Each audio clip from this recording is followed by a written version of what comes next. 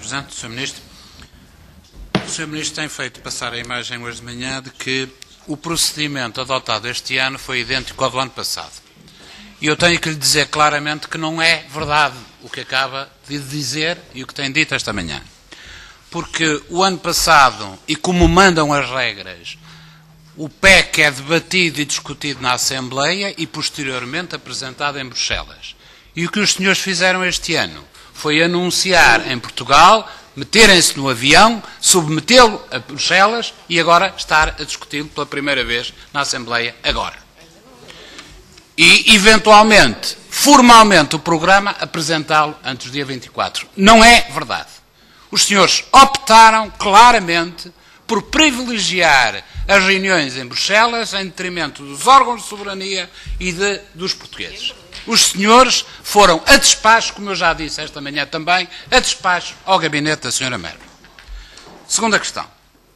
Eu queria protestar por aquilo que tem sido a divulgação sistemática, reiterada hoje pelo Sr. Ministro, de divulgação de saldos de execução orçamental, Serviços e Fundos Autónomos, Segurança Social, de Estado, 800 milhões de euros, que corresponde a uma informação privilegiada que o Sr. Ministro não devia usar aqui. Porque não devia, a menos, Sr. Ministro, eu já lhe explico, Sr. Ministro. De facto, no dia 20 é o dia da divulgação oficial da execução orçamental. O Sr. Ministro está a debater e em discussão séria, pressupõe-se, com esta Assembleia, com estes deputados, usando e utilizando informação privilegiada. O Sr. Ministro não devia fazê-lo, fica aqui o meu protesto. Terceira questão.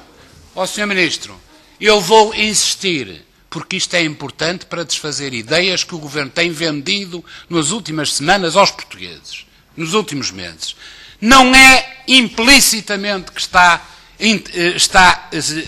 introduzida a intervenção do Fundo Monetário Internacional no chamado Fundo Europeu de Estabilidade Financeira e no futuro Mecanismo de Estabilidade Permanente. Está explicitamente nas conclusões. Eu vou ler. Conclusão número 5. Instrumentos. Os chefes de Estado e do Governo recordam que o Mecanismo de Estabilidade Europeu prestará apoio financeiro quando solicitado por um membro da área euro e quando essa intervenção for considerada indispensável para salvaguardar a estabilidade de toda a área euro. E poderá também, a título excepcional, intervir no mercado primário da dívida no contexto de um programa sujeito a rigorosa condicionalidade. E depois diz que qualquer decisão para o efeito será tomada por unanimidade com base numa análise feita pela Comissão e pelo Fundo Monetário Internacional. E mais à frente, no anexo, é ainda mais claro, quando diz que a assistência concedida aos Estados-membros, o tal recurso ao fundo que vinha resolver o problema, se fosse duplicado, se fosse flexibilizado, foi o que os senhores andaram a vender meses a fio, diz aqui que a assistência concedida aos Estados-membros da área euro basear-se-á num programa estrito de ajustamento económico e orçamental e numa análise rigorosa da sustentabilidade da dívida realizada pela Comissão Europeia e pelo Fundo Monetário Internacional. Portanto, de facto, o Fundo Monetário Internacional, no acesso que vocês reivindicavam, que vocês diziam que era um acordo histórico de acesso a este fundo, está condicionado à intervenção, à análise e à aceitação por parte do Fundo Monetário Internacional. Por mais que o senhor diga que é implícito, não é implícito, Sr. Ministro, é explícita a intervenção nesta fase, nestas condições do Fundo Monetário Internacional. Terceiro, medidas adicionais 2011, 0,8% do PIB, 1.400 milhões de euros. Sr. Ministro, porquê é que estas medidas adicionais não estão desagregadas nesta folhinha que nos apresentou? Porquê é que não se percebe qual é o impacto dos cortes na despesa da saúde, nas prestações sociais, nas transferências para as autarquias? Porquê é que não está desagregado? Para a gente perceber. E mais, o senhor reiterou ali naquela sala que as medidas adicionais não eram para fazer face a nenhum buraco. Fica para memória futura que o senhor disse que não era para fazer face a nenhum buraco descoberto pelo BCE ou pela Comissão Europeia. Muito bem. Mas agora responda-me a esta situação. Não será para acomodar em 2011 o déficit do BPN? O buraco do BPN? Diga-nos se é ou não é. E se a inclusão do buraco do BPN não é, para responder a isso, a questão destas medidas adicionais. Naturalmente, que também será, de certa forma, e voltando a ironizar, mas a ironizar com coisas sérias, já lá voltarei, também será para, naturalmente, fazer face à diminuição da receita do IVA por causa da diminuição da taxa do IVA do Golfo, de 23% para 6%. Para isso, os senhores estão rapidamente disponíveis. Tudo o que diga respeito a benefícios, enfim, de determinados interesses, muito bem. Mas, enfim, para o resto, não. Senhor Ministro, os objetivos do déficit previstos no horizonte de 2013. Eu gostava de perceber porque é que, se tudo correr bem, se até não fossem precisas medidas adicionais, o conjunto de medidas propostas para 2012 e 2013 significam 3,7% do PIB. O impacto. Isto significa que, se tudo corresse bem, se não fossem precisas medidas adicionais, se o cenário macroeconómico fosse estável, os senhores chegavam ao final de 2012 com um déficit orçamental de 2,1%.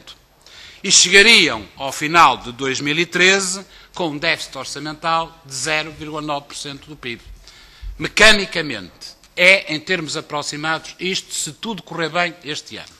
A pergunta que eu lhe coloco, sendo o objetivo enunciado no PEC de há um ano e sendo o objetivo reiterado no PEC deste ano, anunciado por Vossas Excelências, de obtenção de 3%, vou terminar, de obtenção de 3% em 2012 e 2% em 2013, porque é que estas medidas querem alcançar em 2012 não 3%, mas 2,1%, e porque é que querem alcançar em 2013 0,9% e não 2%, como está expresso no PEC? Porquê, senhor? Acha que o nosso país tem suficientemente folga, que os nossos reformados, os nossos trabalhadores vivem suficientemente bem para que os senhores lhes apertem o cinto ainda mais do que estão a apertar? Obrigado. Ministro, naturalmente reiterando a não resposta relativamente ao BPN, que agora os colegas Assunção Cristas e José Guzmão voltaram a insistir, e se é essa a razão das medidas adicionais para 2011 ou não, eu gostava de abordar um outro tema. Até porque, se for assim, o buraco do BPN são 2.000 ou 2.200 milhões, no mínimo, os 1.400 não chegam de medidas adicionais. Provavelmente ainda teremos que encontrar novas medidas adicionais, mas enfim, lá iremos. O Sr. Ministro, no discurso que fez na Assembleia, em março de 2010, disse que os sacrifícios do PEC do ano passado eram distribuídos equitativamente por todos. Nós sabemos o que é que isto vale. Vale quase zero. Mas agora ainda nada disso sobre isso. E de facto, olhando o tal documento que foi para Bruxelas e que irá ser aprovado, enfim, sobre o qual temos discutido esta manhã, não se encontra uma única medida de justiça e equidade neste plano. Nenhuma. Não há uma única proposta para ratar nos lucros obscenos de alguns grupos económicos. Não há uma única, a não ser que seja no sentido contrário. Basta ver o exemplo do IVA para o Golfo. Não há uma única sugestão para colocar a banca a pagar mais alguma coisa. Por exemplo, nós assistimos impávidos ao facto dos lucros em 2010 serem iguais aos de 2009 e percebermos que os impostos são metade, mais ou menos. Não há uma única ideia, por exemplo, para taxar ou onerar a tributação de bens de luxo. Ainda ontem, um jornal diário dizia que havia mais milionários e cada vez mais milionários em Portugal. Não há uma medida adicional neste plano para impor uma tributação sobre transferências financeiras para offshores.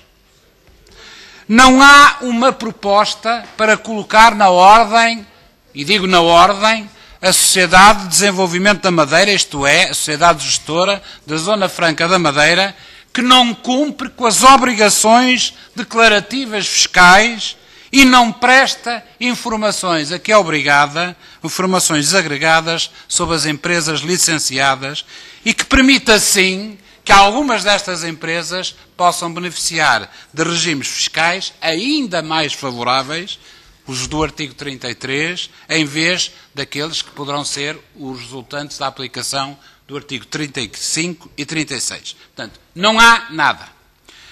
Não há uma oposição, uma posição clara sobre a obtenção de receitas extraordinárias, eu diria fictícias, que são, por exemplo, as resultantes da venda a si próprio, ao próprio Estado, de imóveis que são do Estado, como é o caso da venda a si próprio, à Estamo, do prédio onde está instalado o Conselho de Concertação Social. E que, naturalmente, do ponto de vista contabilístico, resultam para melhorar o déficit, mas não alteram rigorosamente nada do ponto de vista da administração das contas públicas. Eu gostava que, sobre este conjunto de questões, o Sr. Ministro, se tiver a bondade e a paciência de responder, e souber e quiser, fazer-me o favor de responder. Muito obrigado. Pegando exatamente nesta questão, Sr. Ministro, uma vez que já é do seu conhecimento, podia pelo menos confirmar uma ideia. É se a receita resultante desta contribuição é para a receita fiscal geral ou se é para a criação de um fundo destinado à utilização dos próprios bancos. Segunda questão. Venda de imóveis. A questão que eu coloquei, Sr. Ministro, não foi a forma como respondeu.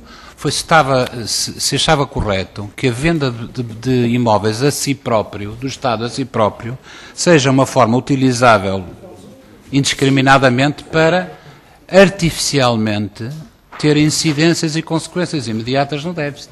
Essa é que é a questão.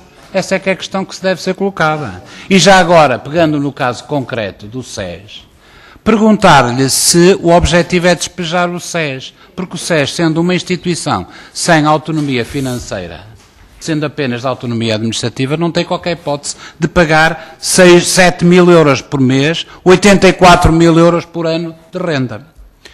Naturalmente, Sr. Secretário de Estado, vamos lá ver. Só por brincadeira é que o senhor pode ter respondido à minha questão de medidas de equidade invocando a eliminação das deduções fiscais. Porque o que o senhor está preparado para fazer, se repetir o que estava no orçamento, é cortar no terceiro e quarto escalão, vá lá, mas sobretudo no terceiro, atingindo claramente classe média e baixa.